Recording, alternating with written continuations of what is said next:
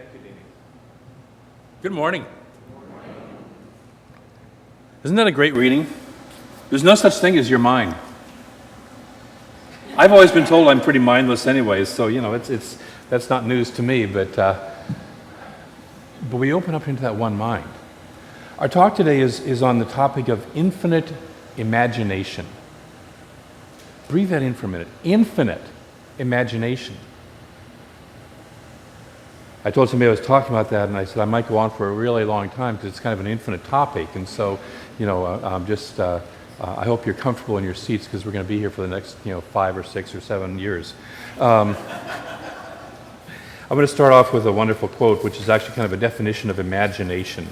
Imagination, also called the faculty of imagining, is the ability of forming mental images, sensations, and concepts in a moment when they are not perceived through sight, hearing, or other senses. Imagination is the work of the mind that helps create. Imagination helps provide meaning to experience and understanding to knowledge. It is a fundamental faculty through which people make sense of the world and plays a key role in the learning process. Imagination is the faculty through which we encounter everything. The things that we touch, see, and hear coalesce into definite forms through the processes of our imagination. The things that we touch, see, and hear coalesce into definite forms through the process of our imagination. Imagination is how we deal with everything. How's your imagination? Yeah. I like to break up the word imagination into imagination. We live in a nation, in a world, in an infinite universe of image. We talk in this teaching about the power of the word. I speak my word and all like that. But before there was ever the word, I can't wander too far over here because there's all these things in the way. Hi. Before there was ever the word, there's the image. Our mind thinks in pictures. Our mind processes in images first. It forms words to describe the images. And if you want to know the images in a person's mind, you start to listen to their language.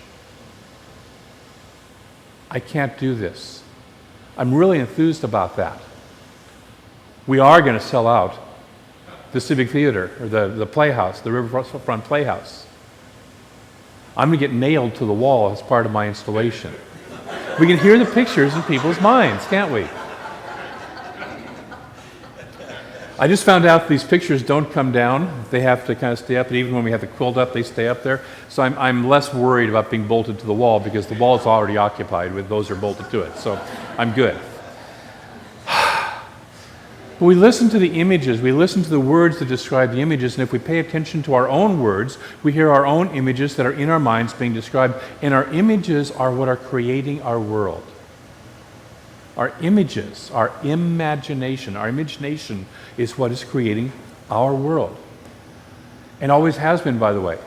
So if you want to look and know what the consciousness of the world is, what the images of the world are, just look at the state of the world today. If you want to look at your life and the state of your images, just notice the state of your life today. Now, you know what the exciting thing is? You can change your images. You can image something else.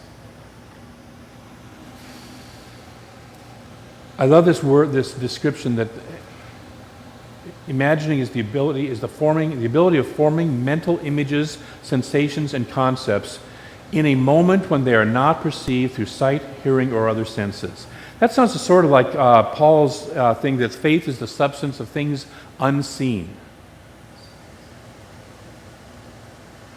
See, we start to create out of the images before we ever see the results. A lot of us look around at our circumstances. We look at our checkbook to determine how we feel about our financial worth. We look at our relationship status to decide how loved we are. We look at our bodies as they are now to decide how healthy we are, rather than flipping that around and saying, what is the image that I really want to create? What's the image? That's what comes first.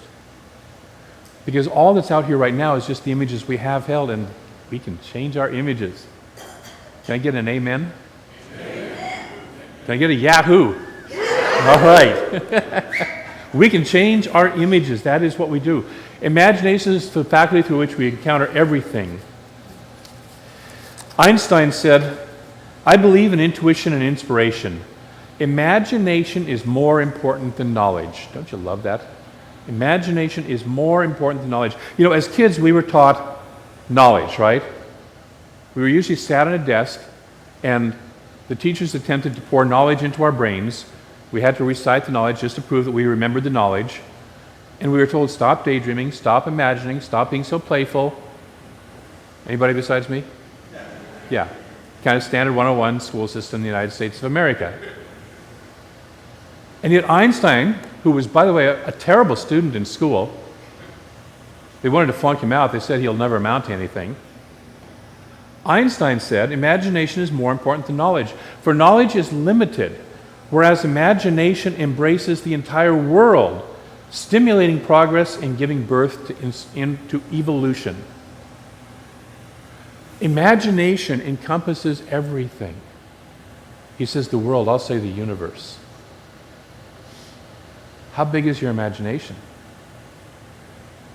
John Muir, the great naturalist, says that imagination gives us the power to be infinite. And I'm going to slightly disagree with him, because we already are infinite. Imagination taps us into the fact that we have the power to be infinite. It taps us into what is already so. Most of us, in our knowledge base says you're a finite being, you only have this long to live, you can only do this much, you have these circumstances, therefore this is going to happen, blah, blah, blah, blah, right?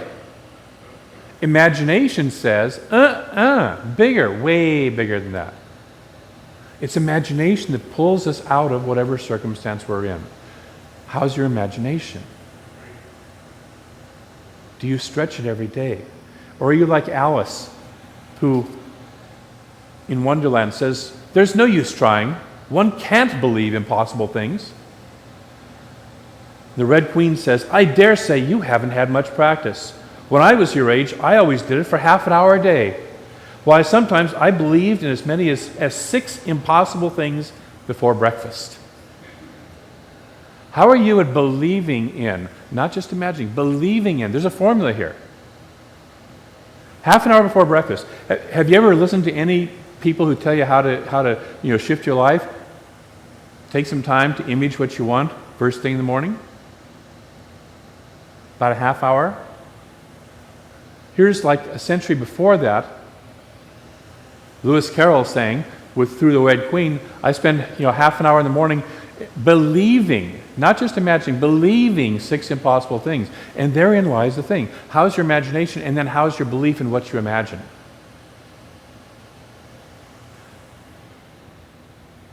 We can imagine selling out the Riverfront Playhouse, but do we believe in it? Yes. We can imagine the body we want. We can imagine the relationship that we want. We can imagine the aspects of life that we want. Do we believe in them? Do we take the time to believe in them? Do we take the time to get that image to be big and bright and bold enough to where it's bigger than the fears? Because for most of us, the image of our fear in our mind, if you were to actually look at it as an image, would be bigger and brighter and more dominating than the image of what it is that we want. Take a breath. And our goal is to switch that process. Our goal is to make the image that we want, the image of our imagination, the image of the life that we want, to be bigger than the fear, to be bigger than the old patterns that we've been running. One of the neurolinguistic programming exercises that's often done is to take those old images of what we don't want and shrink them down and make them stupid and ridiculous. Put Mickey Mouse ears on them, give them a high-pitched voice, have them running around going, you really can't do that. At about this tall, okay? You ever have something, a little ant, kind of look up at you and say, you can't squash me? And you just kind of look down at the ant and say, watch me? That's it. Not necessarily the best analogy, is it? But you get the perspective. Your fears are like your ants. Not your aunts and uncles, but those ants. You have power over them. Most of us find out that our fears are just shadows, that when we walk through them, there's nothing there. But we hold them as big. It's like the elephant who's been tethered since it was a young elephant to the post, and by the time it's big enough to just rip the post out, it's so used to and so habituated to being tied to the post that it stays there. A friend of mine used to tell the story. He said, do you know how to get a flea circus going? Back in the old days, there was flea circuses. And he says, you capture a bunch of fleas, you put them in a jar, you put a lid on the jar. And he said, a flea, which is capable of jumping something like 2 feet, starts to hit the lid in the jar every time it jumps, starts to hit the lid in the jar every time it jumps. And so pretty soon, it's going like that. And pretty soon, you can take the lid off the jar. And that's how many of us live our lives. We have the ability to jump huge distances, but somebody put a lid on our lives early on, and now we're conditioned to jumping this high. What gets you past that is your imagination. Can you see yourself jumping higher than you've ever jumped before?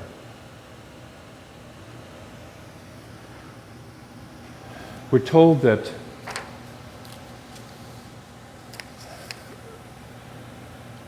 there are certain conditions.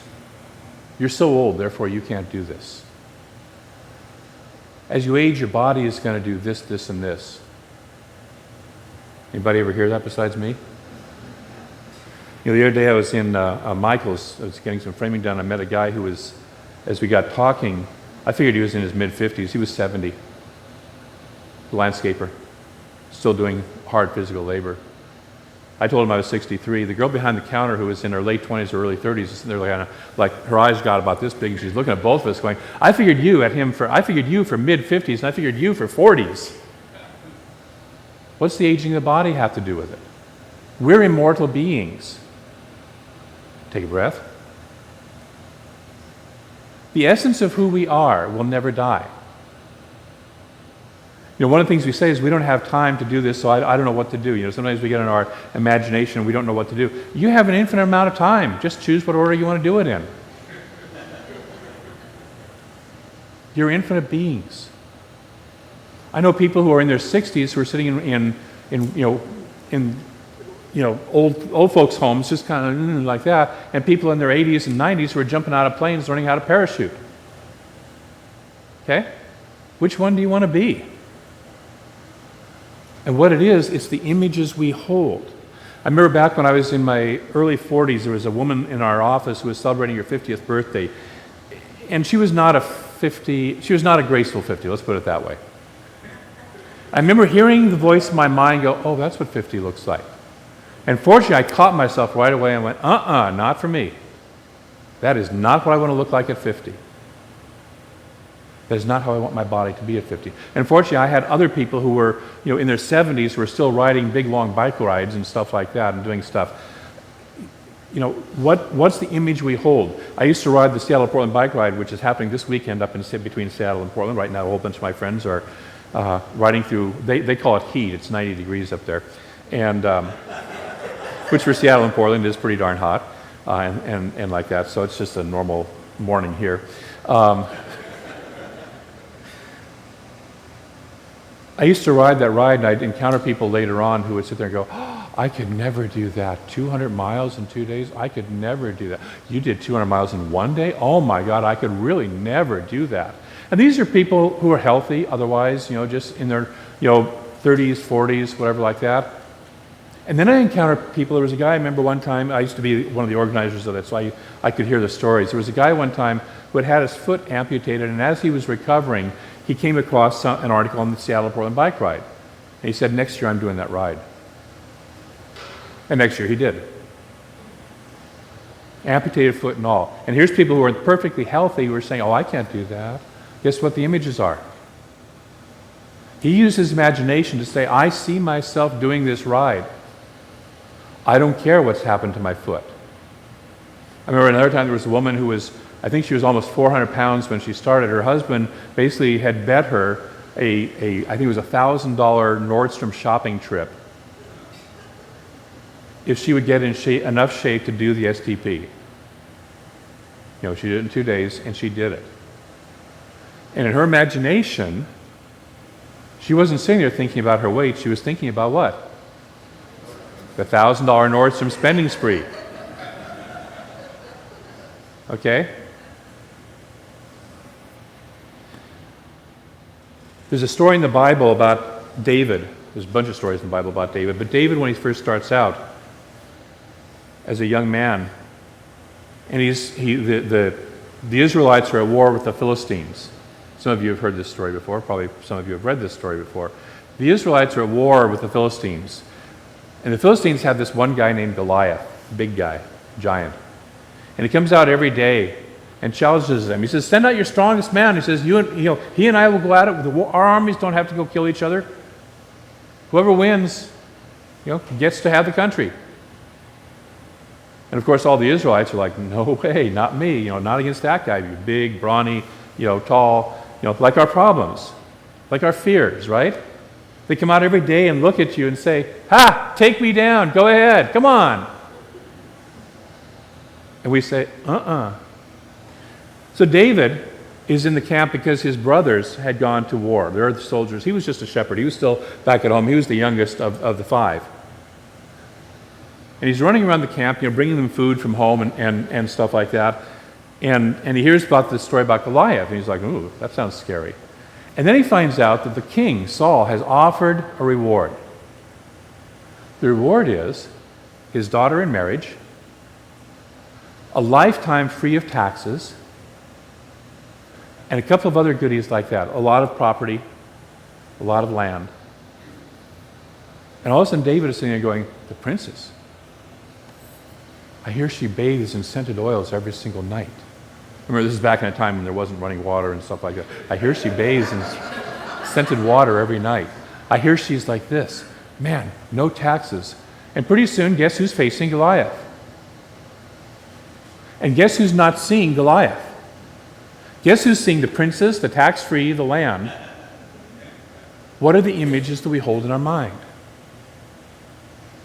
Mary Manamorsey teaches us in Prosperity Plus that we can't get to our goals, because if our goals are out there somewhere, if the life that I want is out there somewhere, I can't get there from here. I have to move myself in my consciousness, in my imagination, into the life that I truly want to live and inhabit that life now. Breathe. And so we spend a half an hour before breakfast believing 6 impossible things. Or even just one impossible thing. Most of you have things in your life that are impossible. Yes? Or you believe are impossible. I remember when Reverend Mary was doing her trip down when she and Paul went on their cruise through the rivers of Germany and Austria and Europe like that. I've never been on a cruise, and part of me has always held that as, oh, that's something, I'll never do that in my life. That's an impossible. Some of you wanted to go on the trip with Reverend Sue to Peru or some other sacred site like that, but, oh, that's impossible. That's way out of my range. I can't afford it. I don't have the time. I'm too old. I'm too young. Blah, blah, blah, blah. Fear, fear, fear. Image, image, image. Would you be willing to believe one impossible thing before breakfast? Some of you want the loving relationship of your life and you've been heartbroken. And what you focus on is the heartbreak.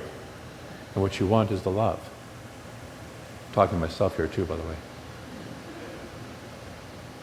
What's the image we're holding? A bolt of raw silk, a bolt of fabric, will form into any pattern that we give it. Again, those of you in Prosperity Plus, you've just heard this. Those of you who are not in Prosperity Plus, I invite you to be in the next one, the next time we do this class. But a bolt of silk will form into anything that we want it to. It'll be a shirt, it'll be a purse, it'll be a tie, it'll be a handkerchief. It doesn't care. Ernest Holmes puts it this way. The infinite is like an iron foundry, where there's melted iron, and we create molds for that iron in our minds. The iron will take whatever shape we pour it into the mold. It'll take whatever the shape of the mold is that we make. And it's constantly pouring. The infinite is constantly pouring into your and my life right now. What are the molds? What are the images that we give it to form? And if you want to know, as my friend Michael Beckwith says, there are no secret thoughts. Just look at your life and it screams your secret thoughts. And that's okay, and don't feel guilty, and don't beat yourself up. Don't feel ashamed. Just, what's the mold I want to change it to? I can make a new mold. It's constantly pouring. It's constantly pouring. What's the new image that I want to have it form into?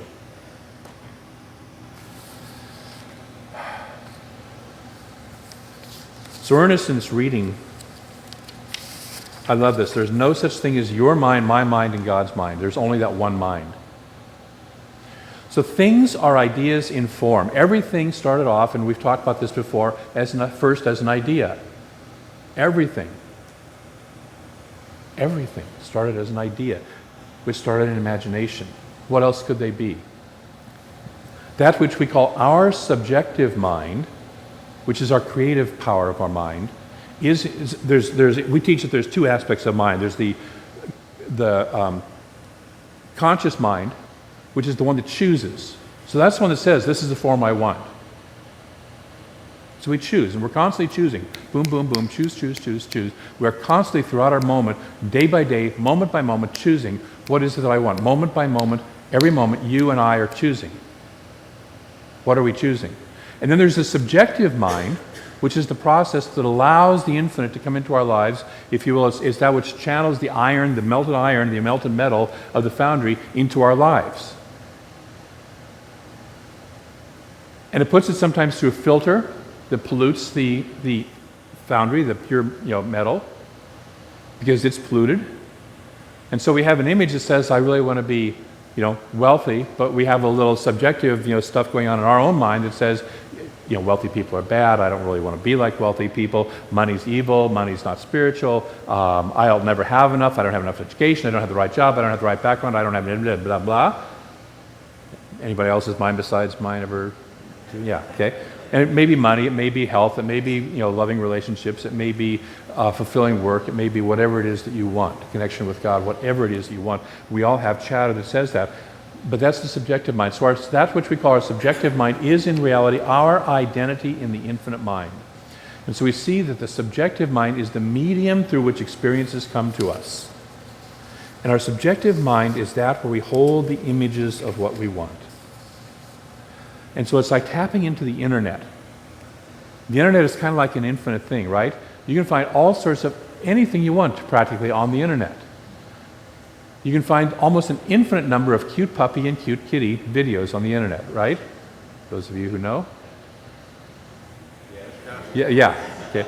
Those of you who haven't tapped into, trust me, you can find an infinite number of cute puppy and cute things. You can find almost anything you want to purchase. There are things out there, I didn't know it, but there's gourmet soy sauces that are specially brewed, and according to the reviews, if you ever taste this, you'll never go back to the old stuff. There's an infinite number of stuff. You ever have a sexual fantasy? You can find every single one of them on the internet, usually in multiples. You want to know the most obscure car ever built? You can find that on the internet too. You can find out how much it costs, how much it built. Vacation ideas, any information you want. How to repair your toaster, how to put up a fan on a ceiling, any information you want.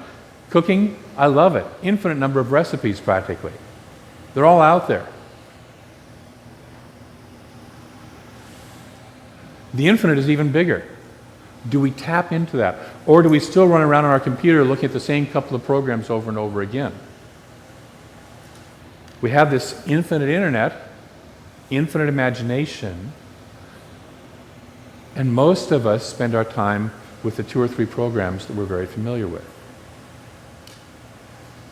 And so I'm going to start to give you an exercise this week, which is to start to expand your imagination, to start to play with the willingness to believe impossible things. Would you be willing to play with that? Yes. So we get stuck in the impossible things because we've always done it that way. Last week I read something out of the Tao Te Ching that said that which is called Tao is indistinct and ineffable. This is about where I started choking last time, so if I start choking on the Tao again, please That which is called Tao is indistinct and ineffable. Ineffable and indistinct, yet therein are forms. Indistinct and ineffable, yet therein are objects. Deep-seated and unseen, therein are essences. This infinite presence contains all that we have ever wanted. All the objects, all the ideas, all the experiences are already present in the infinite mind. Ernest Holmes says the same thing in a different way. We are surrounded by an intelligent force and substance from which all things come. All things. The ultimate essence in the invisible and subjective world of all visible and objective forms and conditions. Will you tap into your infinite imagination? Will you tap into that which is tapped into the source of all? Or will you continue to play with the 2 or 3 images that you're used to, the 2 or 3 programs that you're used to? You get your choice. We all get our choice. We get it constantly, day in and day out. Which one do we want to tap into? Do we want to look at our circumstances, that which stands around us, to tell us what it is that we should choose? So once we tap into the infinite imagination, we have to choose. And that is the challenge. Some people never tap into the imagination.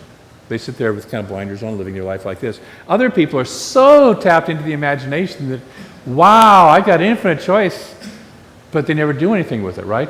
The rubber never meets the road. You ever meet somebody like that? Oh, yeah. So we have to choose.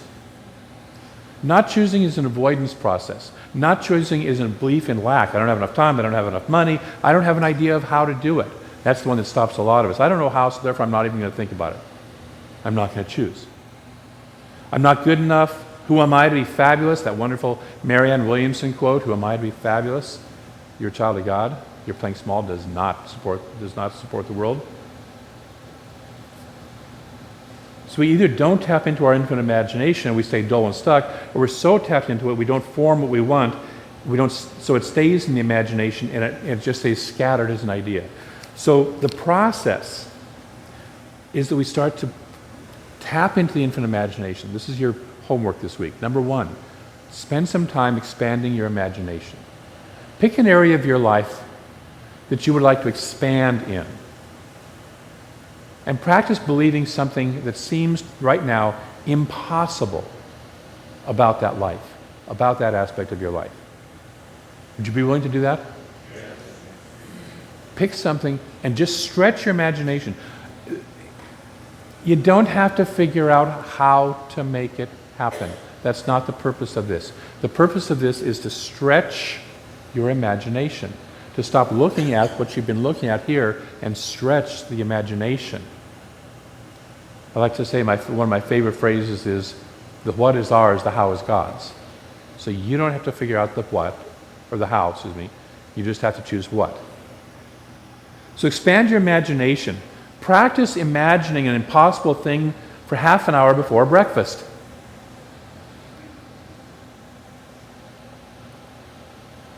Ask the question, what wants to be birthed through me right now? What is it that I know that I've been holding back that really wants to come through me right now? Number 2, choose something you want in your life. This is actually, we covered this. Half an hour imagining yourself having or being it. Remember, the imagination gives us the images, the sensations, all of it. Imagine it. I love stuff like new cars because they're very tangible, okay? So if you want a new car or a new home, you imagine yourself inside the car. You imagine yourself in the home. You imagine yourself in the relationship you want. You imagine yourself in the body that you want, doing the things that you would do. You imagine yourself in the career that you would want. Even if you don't necessarily know what the career is. What you know is you want a career that you love. What you know is you want a house that you love, a car that you love, something that just jazzes you every day that you get to play in this, right? And so you start to feel, what would that feel like?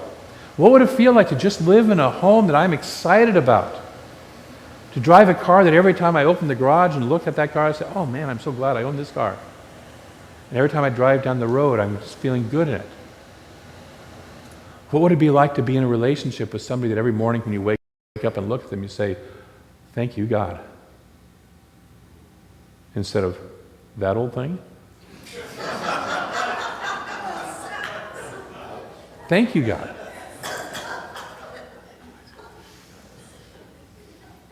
I've met people who have that other one. Thank you, God. You look at your life and you're just so excited to live it. And then finally, remember what it's like to be a child. Remember what it's like to be a child. Children play with that imagination. You might remember, what did you want to be when you were a child? How did you want to play? I was counseling with a person this past week that I asked them that question. They said, I never really wanted to be anything growing up. I just, never even thought of it. By the time we were finished with the counseling session, they were sitting there going, all of a sudden went, I remember what I wanted to be. Sometimes it's so buried, but it's there. You came with a dream to this planet. You took on this body with a dream. See if you can remember it. And if the impossible thing for you to do is to remember it, if it seems impossible to remember it, then that's the first impossible thing you start imaging. Even though it seems impossible for me to remember that, I'm going to remember that. I now imagine myself having remembered that, having known what my purpose is for being on this planet at this time. Take a breath. I'm going to close with one of my favorite readings. You'll hear this every once in a while from me, from Raymond Charles Barker. He's one of the early founders of early religious science ministers. Raymond was the kind of guy who was not afraid to stick principle in your face when it was necessary. Did not pull punches. This is one of those readings. In my years of counseling, I have found that only those who really want what they want enough to decide that they shall have it will get what they want. The others mutter at me that great statement, with God all things are possible. They expect me to agree, which I do. But their concept of this statement is that it will be done unto them without any effort on their part. They expect their half-thinking to be rewarded by a whole result. I love that phrase. They expect their half-thinking to be rewarded by a whole result. This is a spiritual and mental impossibility. Those who have actually decided to have what they want do not expect special favors from the universe. They are ready and willing to think what they want long enough to get what they want. They are not afraid of the good, solid mental work of believing. They know that there are no miracles. Thomas Edison could think of and imagine the light bulb. He imagined a world that was not dependent on whale blubber or oils or something else in fire to light it.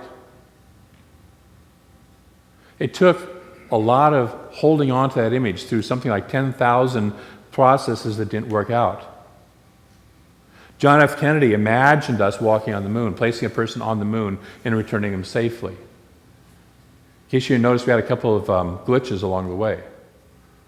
Some of them fairly public, some of them not so public.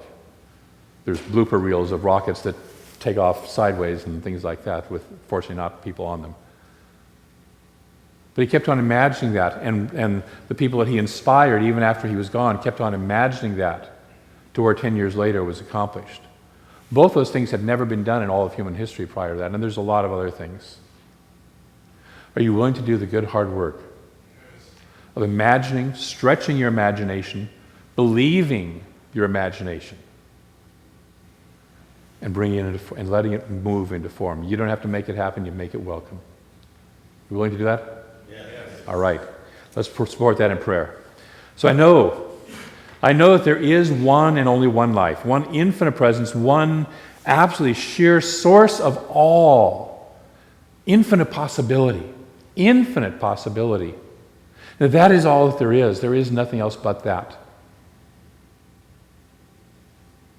No matter how many ways it individuates, there's only one within, behind, and as it all. As the reading says, there is no my mind, your mind, God's mind. There is only mind, only that one life. And it is good. It is a conspiracy for its own good. And because it is all that there is, you and I, each of us, are one of that infinite presence right here, right now. We have never been, cannot be, and are not this moment separate from that. We are one of that infinite presence, one of the infinite love, one of the infinite good, one of the infinite possibility. We are that in form right here, right now. We have the ability, the same as the infinite does, to choose, to say, let there be light, let there be love, let there be joy, let there be whatever it is we want in our lives. We have that ability. We are that here and now. So I speak my word, that each of us claims that ability, claims our birthright, our divine right, to stand up and be expressions of the infinite in our lives, creating lives that are just the most joyous possible lives for us, knowing that our joy blesses and benefits the world. Us holding back doesn't support anyone. So our joy, our living our lives, our stepping into this infinite imagination blesses and supports ourselves and therefore blesses and supports the world. And so we say deeply in our heart of hearts, yes, that infinite imagination. Yes, I choose to allow that good to flow into my life. Wherever I have blocked it, I choose to take out the blocks. Wherever I've diverted it, I choose to close the diversion and put it straight into my life. Wherever I thought I can't even have that, I choose to recognize that as one of the infinite presence, I can have that, and I choose to. And so each of us moves into this consciousness this week more powerfully than ever before. We open to something that is greater in our lives than we've ever experienced, and I'll watch our lives get shifted and transformed in the most beautiful, wonderful, powerful ways, to where we are dancing and jumping up and down, screaming, yippee, skippy. That is our lives. Those are our lives. That is our life. That is our experience. And so for this good, I'm grateful. For the juicy, joyous, yippee, skippy of life, I am so grateful. And we allow this to unfold, knowing that we don't have to make it happen. We just simply allow it to be in our lives. We make it welcome. In gratitude, I let it go. I let it be. And together we say, and so it is. Thank you. Love you. Thank you.